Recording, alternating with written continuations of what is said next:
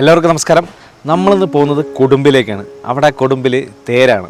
അപ്പോൾ ആ തേര് കാണാൻ പോകുന്നത് ഓലശ്ശേരി, പെരുമ്പ്, അങ്ങനെ പാലക്കാടൻ ഉൾഗ്രാമങ്ങളിലൂടെയാണ് പോകുന്നത്. അപ്പോൾ ഈ ഉൾഗ്രാമ കാഴ്ചകൾ എന്ന് പറഞ്ഞാൽ തന്നെ വേറെ ലെവലാണ്.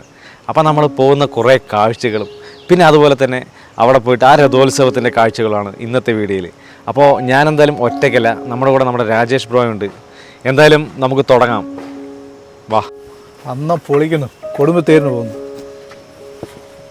അങ്ങനെ ചെറിയ വഴികളിലൂടെ ഞങ്ങളുടെ യാത്ര തുടങ്ങി. സത്യം പറഞ്ഞു കഴിഞ്ഞാൽ ഈ വഴികളിലൂടെ ഇതിനു മുമ്പൊന്നും ഞങ്ങൾ അങ്ങനെ വന്നിട്ടില്ല. അപ്പോൾ എന്തായാലും ഇപ്പോൾ പോകുന്നത് ഓലശ്ശേരി എന്ന് പറഞ്ഞ സ്ഥലത്തോട് കൂടിയാണ്. അപ്പോഴാണ് നമ്മുടെ ഒരു കേരള ഭാഗ്യക്കുറി അവിടെ കണ്ടത്.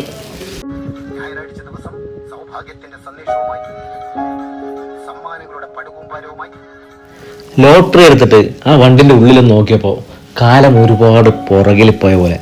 ഇപ്പോഴും പുള്ളി യൂസ് ചെയ്യുന്നത് ആ പഴയ കാലത്തെ കാസറ്റാണ്. പുള്ളിയുടെ പേര് എം അഹമ്മദ് എന്നാണ്. അപ്പോൾ പുള്ളി നമ്മുടെ കയ്യിൽ കുറേ വിശേഷങ്ങളൊക്കെ പറഞ്ഞ് അത് കണ്ട് ഭയങ്കര ഇഷ്ടമായിട്ടാ. പുള്ളി ആ സൗണ്ടൊക്കെ അടിപൊളിയായിരുന്നു. അതിലൂടെ വരുന്ന പാട്ടുകളും. ലോട്ടറി എടുത്തിട്ട് അവിടെ നിന്ന് ഇങ്ങോട്ട് പോകാൻ തോന്നില്ല. ആ പാട വരുമ്പം അതുപോലെ തന്നെ കുളത്തിൻ്റെ സൈഡിൽ കൂടെ ഇങ്ങനെ കുറേ നേരം നടന്നു. ഇതുപോലൊരു പാട വരപ്പിൽ കൂടെയല്ലേ നമ്മുടെ സേതുമാധവൻ നടന്നത്. ആ കുളത്തിലൂടെ ഒരു താറാവ് മാത്രം നീന്തിക്കൊണ്ടിരിക്കുന്നുണ്ടായിരുന്നു. സത്യം പറഞ്ഞു കഴിഞ്ഞാൽ പാവം അത് ഒറ്റയ്ക്കാണെന്ന് തോന്നി. അങ്ങനെ കുറെ പാടങ്ങളും തെങ്ങുകളും എല്ലാം കടന്നു പോകുമ്പോൾ അവിടെ കണ്ടൊരു കള്ള് ഷാപ്പിൽ ഞങ്ങളുടെ കണ്ണുടക്കി. 4 സൈഡും പാടങ്ങളും തെങ്ങുകളും അതിൻ്റെ ഒത്ത നടുക്കൊരു കള്ള് ഷാപ്പും. 5 സ്റ്റാർ ഹോട്ടലുകളിൽ കിട്ടുമോ ഇതുപോലെ?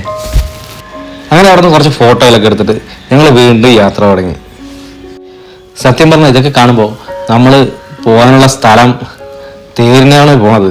പക്ഷെ അതുപോലും മറന്നുട്ടാ, കാരണം അത്രയും ഭംഗിയാണ്. വീണ്ടും ഒരു കുളം, നല്ല തെളിഞ്ഞ നല്ല തെളിഞ്ഞ വെള്ളമുള്ളത് ഒരു കുളം. ആ കുളം കഴിഞ്ഞിട്ട് വീണ്ടും ഒരു 10 മീറ്റർ മുമ്പ് പോയപ്പോൾ വേറെ താമരയുള്ള വേറൊരു കുളം. ആ താമര വിരിഞ്ഞു നിൽക്കുന്ന കാണാൻ തന്നെ നല്ല ഭംഗിയുണ്ടായിരുന്നു. അങ്ങനെ ഞങ്ങൾ കൊടുമ്പിലെത്തി. അവിടെ കൊടുമ്പ് തേര് തയ്യാറായി നിൽക്കുകയാണ്. 3 തേരാണുള്ളത്. പക്ഷേ ഇവിടെ ഇപ്പോൾ 2 തേരേ ഉള്ളൂ. ഒരു തേര് രാവിലെ വേറൊരു സ്ഥലത്തേക്ക് നീക്കിയിരുന്നു. സത്യം പറഞ്ഞാൽ ഒരു പഴനി പോയ ഫീലിംഗ് ആയിരുന്നു കൊടുമ്പിൽ പോയപ്പോൾ. ഇവിടെയും മുരുകൻ്റെയാണ് ക്ഷേത്രം. ശരിക്കും നമ്മളെ പഴനിയിലൊക്കെ കാണുന്ന പോലത്തെ അതേപോലത്തെ അമ്പലം. പഴനിയിൽ പാതി എന്നാണ് നമ്മുടെ കൊടുമ്പ് അറിയപ്പെടുന്നത്. ഇന്ന് തൈപ്പൂയമാണല്ലോ. തൈപ്പൂയത്താണ് പഴനിയിലും ആഘോഷം, അതുപോലെ തന്നെ കൊടുമ്പിലും.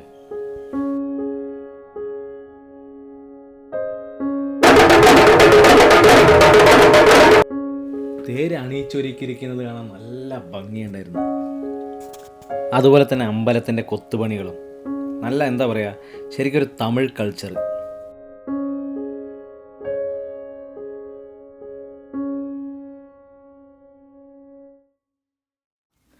അപ്പോഴാണ് നമ്മുടെ ഗജരാജൻ വന്നത്.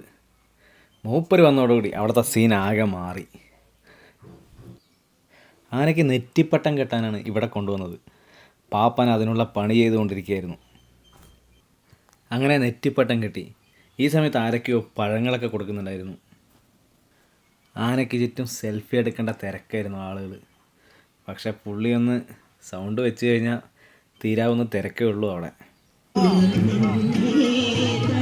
അങ്ങനെ ഞങ്ങൾക്ക് പോകാൻ സമയമായി. രാജു ബ്രോ കുറേ മിഠായികളൊക്കെ വാങ്ങി. ഞാൻ കുറച്ച് കളിപ്പാട്ടം. മീൻ ചൂണ്ടി തരേ, നമ്മൾ അണ്ണൻ്റെ കൈ നീട്ടുകയാണെന്നാണ് പറഞ്ഞത്. അപ്പോൾ ശരി, ഓക്കെ.